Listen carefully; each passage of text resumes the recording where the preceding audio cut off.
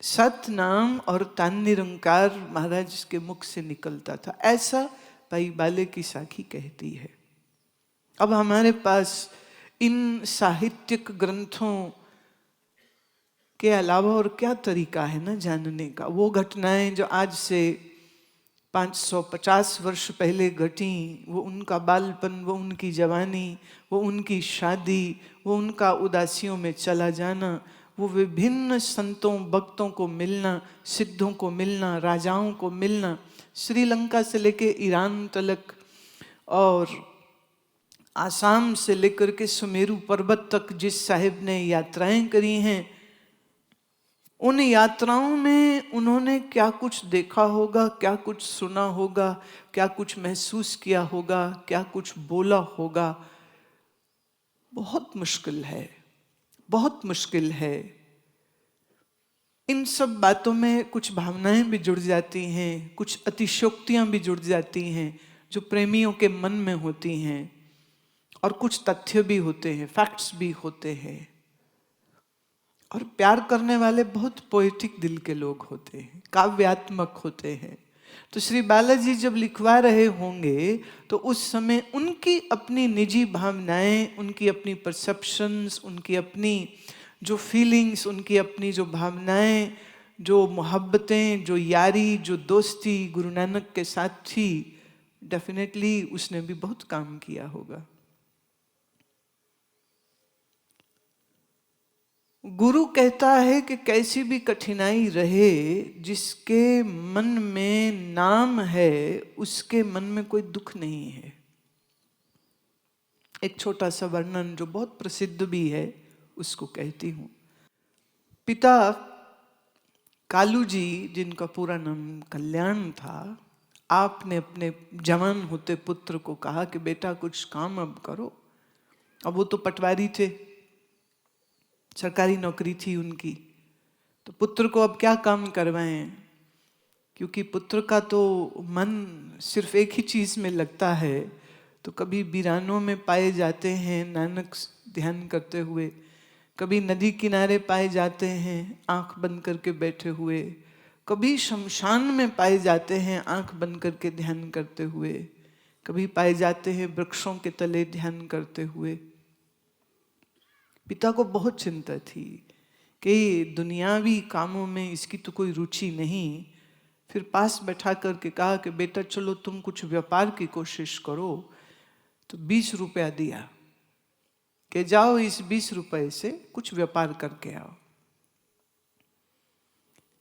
नानक निकले अपने संग अपने मित्र मर्दाने को लेकर के और रुख किया कि किसी, अब पिता की सोच तो थी कि किसी थोक मंडी में से कोई सस्ता सामान खरीदो और रिटेल में, माने परचून में कम ज़्यादा मुनाफा रखते हुए या कुछ मुनाफा रखते हुए सामान को कहीं बेचो, कुछ काम करो। तो गुरु नानक साहब निकले, यात्रा करते हैं। अब उन दिनों में कोई लंबी चौड़ी सड़कें तो नहीं थी, तो पगडंडियों से गुजरते गुजरते जंगल से गुजरना पड़ा। तो एक जगह क्या देखते हैं, वहाँ साधु मंडली बैठी हुई है। साधु मंडली में बहुत सारे संत हैं और गुरु नानक तो खींचे चले गए उन्हीं की ओर और जाके पूछते हैं, नमस्कार करते हैं, आप कौन हैं, यहाँ क्यों बैठे हैं, कैसे हैं। और वो कहते हैं, बालक हम तो यहाँ कई दिन से ऐसे रह रहे हैं, कई दिन से हमने कुछ खाया भी नहीं है, भूखे बैठे हैं, अभी कुछ मिला नहीं है खाने को और किस ओर जाएं मालूम नहीं, अपनी अपनी बंदगी में थे पर भूखे भी हैं। नानक जी सोचते हैं अच्छा जेब में तो 20 रुपए पड़े हैं, तो तुरंत बाजार की ओर निकल गए, सामान खरीदा, मर्दाने को साथ लगाया, लंगर पकाया और फिर सब संतों को बैठाया कि लो महाराज छको। और साधुओं ने इस प्रकार से जंगल में बैठे बिठाए भोजन मिल सकता है। प्रभु की लीला परम अपार, जय घोष करते हुए उस सब ने प्रसाद छका, भोजन खाया। सब ने बड़ी आशीषें दी कि कैसा ये बालक है, ये कितना मनोहर बच्चा है। ये किस माँ पिता का बच्चा होगा कि जिसको हम साधुओं को भोजन कराने में इतना सुख हो रहा है। वो पूछे तुम जा कहाँ रहे थे? बोले जिस काम निकला था वो काम तो हो गया, अब तो घर ही लौटूंगा। साखी कहती है गुरु साहब जब घर वापस पहुंचे, शाम होते हुए अपनी पटवारी का काम पूरा करके पिताजी वापस आए और मन में बहुत से विचार रखे कि मेरे पुत्र ने आज बहुत सारा कुछ तो किया ही होगा, गया है, कुछ सोच समझ लड़ाई हो, ईश्वर करे कि उसको व्यापार की कुछ समझ भी हो और कुछ सौदा उसने अच्छा व्यापार का कर लिया हो। घर गए तो वो तो पहले से ही बैठे हुए थे। अरे आए, कब आए? बोले मैं तो दोपहर से वापिस ही हूँ। बोले अच्छा तू आ गया, फिर क्या व्यापार किया, क्या सौदा किया? नानक अपने पिता की ओर देख के कहते पिताजी आज तो मैं बड़ा सच्चा सौदा करके आया। बोले सच्चा सौदा करके आया है तो झूठा सौदा भी कोई होता है? बोले हाँ पिताजी झूठा भी होता है और सच्चा भी होता है। बोले तुमने कौन सा सौदा किया? जंगल में साधु बैठे थे, भूखे थे कई दिन से, बाजार से सामान सौदा खरीदा, लंगर पकाया, उनको लंगर छका के आ रहा हूं और वो सब संतों ने मुझे बड़े आशीर्वाद दिए और कहा तूने इतनी नेक कमाई करी है और मुझे ही नहीं आपको भी आशीर्वाद दिए, हमारे पुरखों को भी आशीर्वाद दिए, हमारे सारे वंश को भी आशीर्वाद दिए। आज मात्र 20 रुपया दे करके का खर्च करके हमने अपने पूरे वंश पहले और आगे होने वाले सबके लिए संतों के बड़े बड़े आशीर्वाद लेकर के आए। पिताजी को तो क्रोध आ गया कि 20 रुपया उजाड़ा है तुम, किन भूखे साधुओं को रोटियां खिलाए हो। क्रोध में आकर के पिता ने अपने जवान पुत्र के थप्पड़ लगा दिया। गुरु नानक साहब की बहन थी नानकी, तो नानकी का इतना प्यार था अपने भाई से तो वो भाग के आगे आ गई और बीच में आके खड़ी हो गई कि ना मेरे वीर को आप बिल्कुल कुछ न कहिए, मेरे भाई को आप बिल्कुल कुछ नहीं कह सकते हैं, इसने जो किया सो किया, पर आप इसके साथ ऐसे नहीं कर सकते हैं। माँ भी बीच में आ गई, बीच बचाव करके ले गई। पर नानक जी के लिए तो एक ऐसी सुखद अनुभूति अंदर चल रही थी जिस अनुभूति के बाद पिता का क्रोध कोई मायने नहीं रखता है, उनकी नाराजगी भी कोई तुक नहीं रखती है। वो तो शांत के शांत है, क्योंकि उनके चित्त में तो बात ये चल रही है वणज करो वन जा रहे हो। महाराज का ये शब्द है, वणज करो वन जा रहे हो, वखर ले समाल। वणज करो वन जा रहे हो, वखर ले समाल। तैसी वस्तु विसाहिए जैसी निभे नाल। पाई रे राम कहो चितलाए, पाई रे राम कहो चितलाए। हर जस वखर ले चलो, सौ देखे पति आए। पाई रे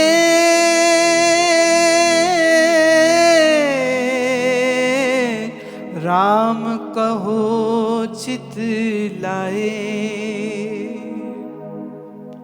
वणज कहते हैं व्यापार को, वणज करो वंजारे हो, वखर लेओ संभाल। ऐ व्यापारियों व्यापार करो, पर किसका? प्रभु के नाम का। संभाल लो इसको। तैसी वस्तु बिछाहिए, ऐसी वस्तु का व्यापार करना चाहिए जैसी निभे नाल, जो तुम्हारे साथ काम आए जीते भी और मरण उपरंत भी वो जो तुम्हारे काम आए, ऐसी वस्तु का व्यापार करना चाहिए। दूसरी किसी वस्तु का व्यापार क्या करना? हर जस वखर ले चलो, 100 देखे पतियाए, 100 मैंने प्रीतम कौन प्रभु। ऐसी वस्तु की कमाई करो जिसको देख के तुम्हारा प्रभु प्रीतम तुम पे रीझ जाए, तुम पे प्रसन्न हो जाए। थप्पड़ खा लेते हैं पर उनके मन के सुख और आनंद में तो कोई कमी नहीं आती है, क्योंकि उन्हें मालूम है जिंदगी का सच्चा सौदा तो उन्होंने ही किया है, बाकी सब झूठे सौदे। तो झूठ का सौदा हम करते नहीं, सच हम कभी छोड़ते नहीं। बाप की नाराजगी रही। वैसे ये एक बड़ी प्रमाणित बात है कि इस दुनिया में जितने भी पीर हुए हों, पैगंबर हुए हों, महात्मा हुए हों, महापुरुष हुए हों, उनके परिवार वाले कभी उनसे खुश नहीं होते। गुरु नानक के पिता उनसे कभी प्रसन्न नहीं थे। क्यों? उनकी मर्जी से चले नहीं थे। माँ बाप को वो बच्चा पसंद आता है जो उनकी मर्जी से चले। गुरु नानक तो अपनी मर्जी से चले। जो भेजा उनको स्कूल पढ़ने के लिए कि संस्कृत पढ़ो जाकर के पंडित जी से, तो वहां उन्होंने कहा लिखो। उन्होंने लिखा। अब वो पूछते हैं ये जो तुम मुझसे लिखवा रहे हैं इसका मतलब क्या होता है? आ का मतलब क्या, ऊ का मतलब क्या, औ का मतलब क्या? वो कहते आ का कुछ मतलब नहीं होता। बोले जिस चीज का मतलब ही नहीं मैं वो पढ़ूं क्यों? पिता ने उनको फारसी, जो कि शाही जुबान थी उस समय पर, रॉयल लैंग्वेज, वो पढ़ने के लिए भेजा काजी साहब के पास।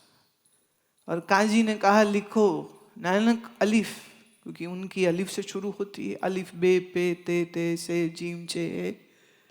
बोले लिखो अलिफ। बोले मैं लिखता हूं पर पहले बताओ अलिफ का मतलब क्या होता है? बोले अलिफ का क्या मतलब होता है? अलिफ अलिफ होता है। तो अगर आपको खुद इसका मतलब मालूम नहीं है तो ऐसी बेतुकी और बेमतलब की बात को मैं पढ़ूंगा नहीं।